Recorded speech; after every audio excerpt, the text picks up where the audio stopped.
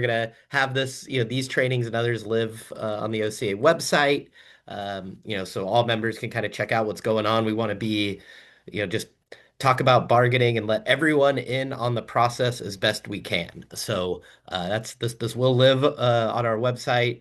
Um, but let's go into I'll go over the agenda here, then we can kind of you can see what's in store for you. So do a little bit of level setting, just kind of where we're at right in this moment. What the role of our workplace leaders are going to be as it relates to negotiations. What exactly the union action team does. We'll talk about some of the variables that are occurring in negotiations. What our internal organizing plan, potential escalations could look like. Then I want to put some key dates and next steps on everyone's radar.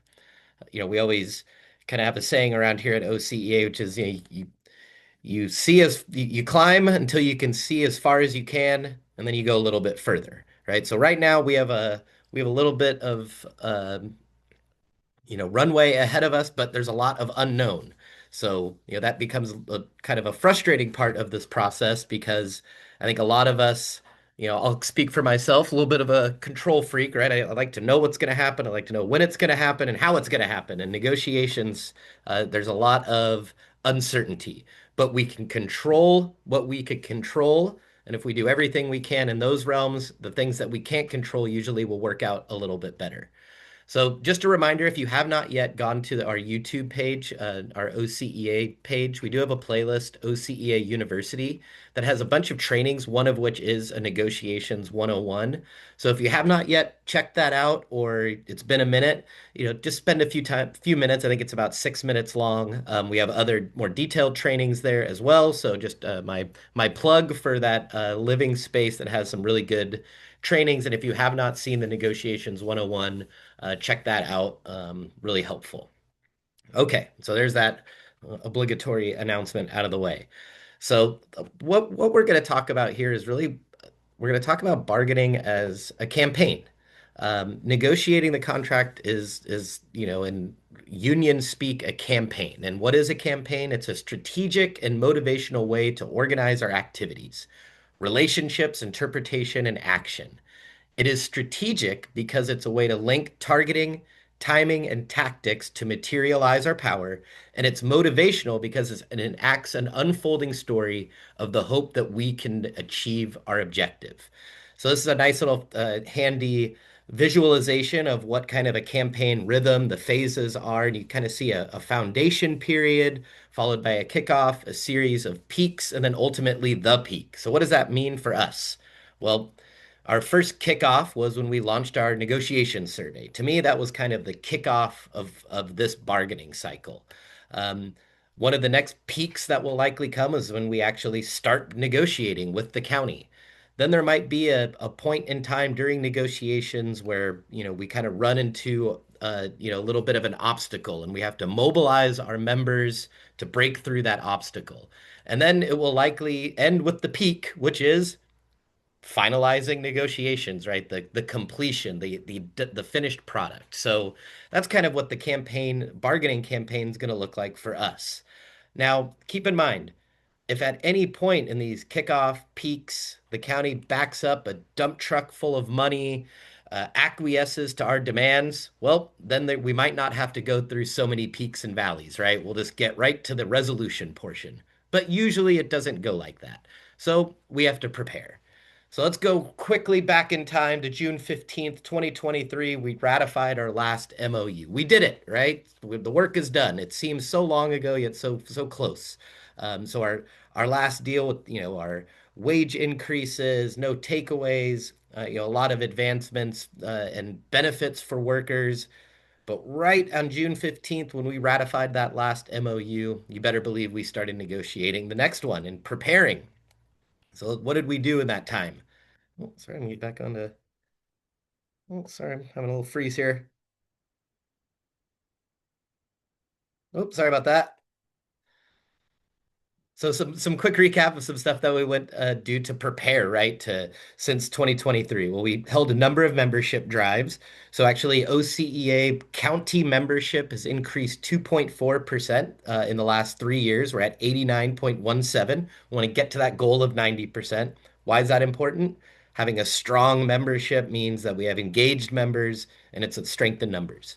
Uh, all of you are workplace leaders. We pumped up our steward recruitment. So currently 2.09% of unit members are stewards, right? So that's, ultimately we want to get to a 2.5 or a 5% ratio. That way it's kind of a 1 to 20 union industry standard. That's a best practice, but we're well on our way. So thank you everyone who signed up to be a workplace leader. Um, Throughout 2023 and 2024, we promoted and highlighted our MOU victories. We created some infographics that kind of broke down, some of those wins and how they materially impacted segments of our union membership.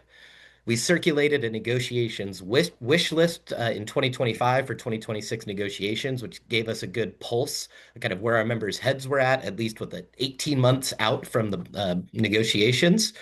Held several virtual all membership meetings around the county negotiations, including the one we just had in December.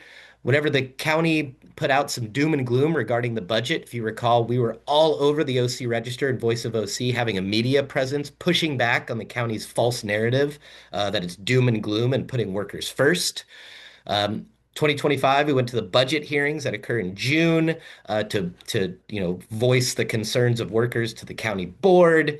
Then they screwed up because that Board of Supervisors hearing was before they gave themselves a 25% raise. And again, we were the only union in the county that had a media presence, that were quoted in the local media, and even our email statement to our membership was included in a grand jury report about the raise.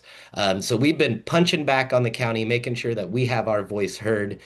Throughout that entire time, we've been monitoring what's been happening in other county negotiations as well as cities so that we can get an idea of what that public sector market's looking like. Then we kicked off our negotiation survey where we had the most county members complete a bargaining survey since I've been here, and likely one of the highest we've ever had as a union, with over 4,400 completed negotiation survey. And then we had that virtual membership meeting I spoke about earlier. Now, I want to have a quick word from our former general manager, one of my mentors, Nick Berardino. You see the photo there? That's Nick, some of our workplace leaders. I see Paul Lovett from the airport holding the banner, where we took over then the fifth floor of the county administrative building when they were attempting to lay off our workers while simultaneously giving their office a remodel. You can see it's under construction at the time. We didn't take that shit lying down. So we marched on the county building and occupied the fifth floor. And you can see Nick there with the bullhorn, I'm sure saying very nice things to then Supervisor John Morlock. But he always reminds us, the more you sweat in peace, the less you bleed in war.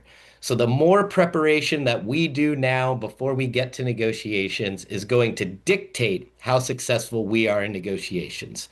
So what has that been looking like for all of you? And what does that look like?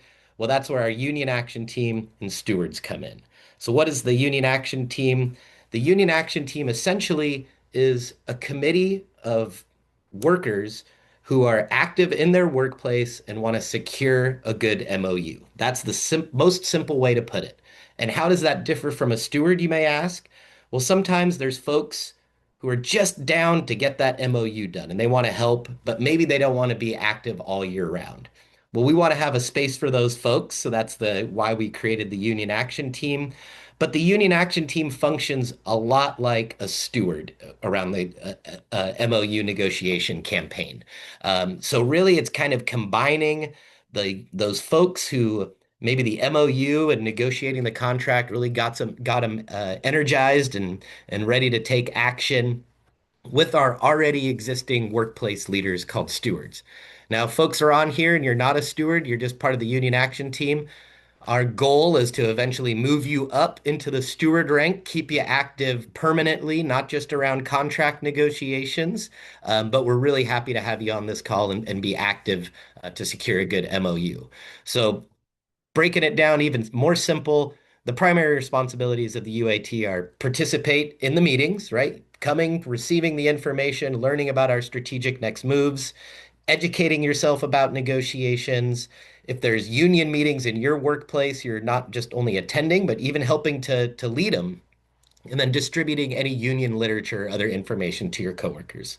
Quite simply, just being the eyes and ears in your workplace.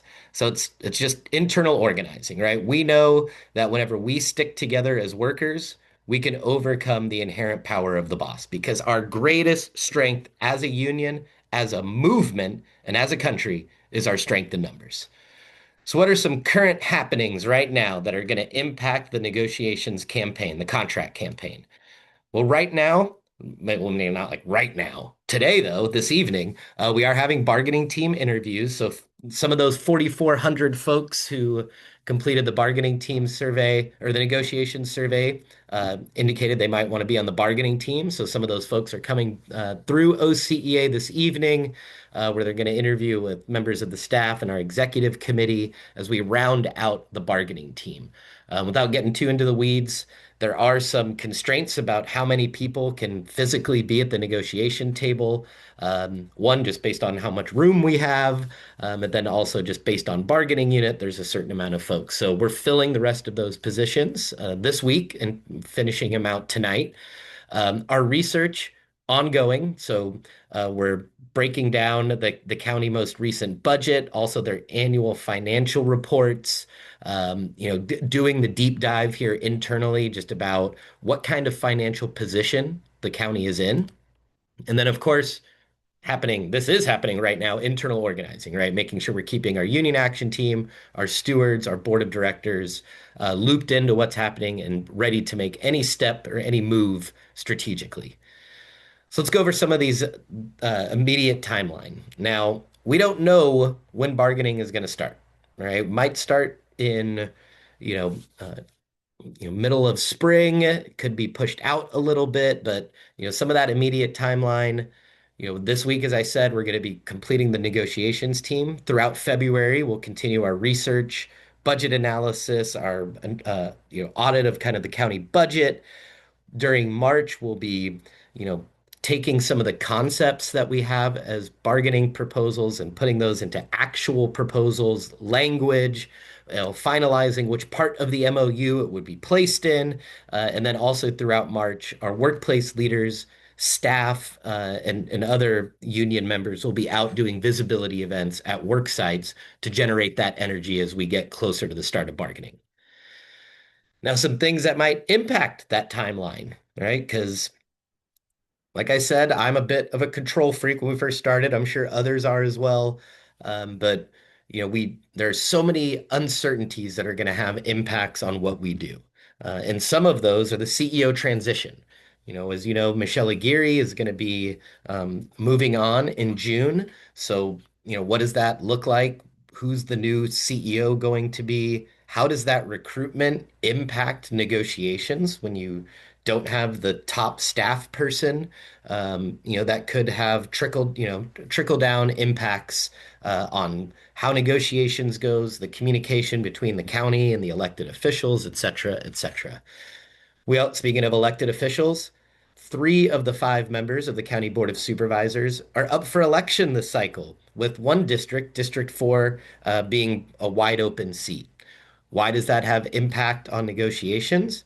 Well, as everyone knows, politicians care about one thing and one thing only, and that is their elections and getting reelected. So the politics on the sixth floor are going to continue to increase. That's going to impact, how board members make strategic decisions, how they want to be perceived by the public. So, while it's going to have an impact on negotiations. There's a good likelihood it could have a positive impact on negotiations because some of the people that have been supportive of working families and unions are some of the people up for reelection. And it's a great time to show that we're all in this together. Other thing that could impact it, other county unions. If you were at the membership meeting or the last steward meeting, I'm sure you heard CB talk about the Super Bowl of negotiations. At least that's what it's called via the media. And that's where every union in the county negotiates their MOU this year. So timing is going to be important. We don't want to necessarily get too far ahead of some of the other unions, nor do we want to start falling behind. So keeping a keen eye on where other county unions are is going to impact the timing of our negotiations. So let's talk about some what ifs. Something that comes up often, I've heard, well, why don't we just go out and, you know, take to the streets, right? You have no more of a sympathetic person for those types of actions than me right here in Tim Steed. But the number one goal in negotiations is to negotiate a fair contract, right? To negotiate a good contract, one that benefits our members, that puts money in their pockets, that takes care of their families, that helps their quality of life. And if we can do that fast, if we can do that efficiently, if we can do that without having to take to the streets, well, then that's the best of all outcomes. But we also know that sometimes that doesn't happen. So we prepare, right? The more you sweat in peace, the less you bleed in war. So here are some potential escalations or actions, right? And these are very, very generalized, but there can be subtle ones, right? Increasing our membership meetings, right? To communicate more to workers, to educate them on what's happening. Making sure that all of our members maybe are wearing orange or wearing a union sticker, right? That could be a subtle escalation that sends a message to the county that we're all in this together. Could be, blitzing certain work locations, handing out literature with some urgent calls to action, so that the county, again, sees that we're internally organizing and that our members are paying attention. That could lead to more public positions. Let's say we're in bargaining, right? And we just keep hitting a log jam. They're not listening to us. Well, we might want to take our action literally to the streets, right? And doing work site pickets. Maybe we, do a lunchtime rally out between Can and Cass on a day of a Board of Supervisors meeting. We could have press conferences, bringing in members of the local media, workers giving testimonials about how the county's failure to negotiate a fair contract's hurting the community. Show up at a Board of Supervisors meeting, speak directly to the electeds, or we can become more confrontational. In years past, and as you've seen in this deck, right, our union is a fighting union. We've never been afraid to take on power when it's messing with our members. If it was the county bankruptcy of 1997 when they tried to get rid of our MOUs and say that they were no longer valid, we fought them back there. Whether it was at Costa Mesa when they tried to outsource every single one of our members of 12 years ago, where we fought them back again. But each and every time when push comes to shove, OCEA, whether it's occupying the fifth floor of the former county administrative building or fighting it out via an election in Costa Mesa, our union will never back down from a fight. But we don't want to fight, right? We walk to the fight. We don't run to it. But if the county insists on not treating our union with respect, with dignity, then we will take those more confrontational actions. That could be a big rally with all of our union allies in front of Can and Cass, or it could be even authorizing the most severe power that a union can exercise, authorizing a strike vote. So all of these are on the menu, right? But again, we only go as far as we can see, and then we can see a little bit further. We hope that we can secure a good contract with only having to maybe do the subtle things and not even the public or the confrontational.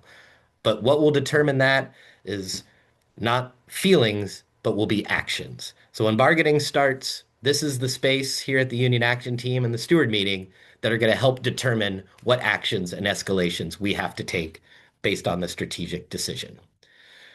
So what do we do in the meantime? Well, we organize, and we organize. So a few big dates that are coming up on February 19th. That's our regular county steward meeting. So we hold that virtually or in person in the afternoon and then virtually in the evening. Make sure you come to that because in 2 weeks from today, I will guarantee you there will be developments as it relates to negotiations. From the guarantee that there will be a bargaining team that will be named, because we'll be done with our interviews, but who knows what other variables will happen in the next 2 weeks. Our next union action team will be on March 5th, so it'll be the first Thursday of the month.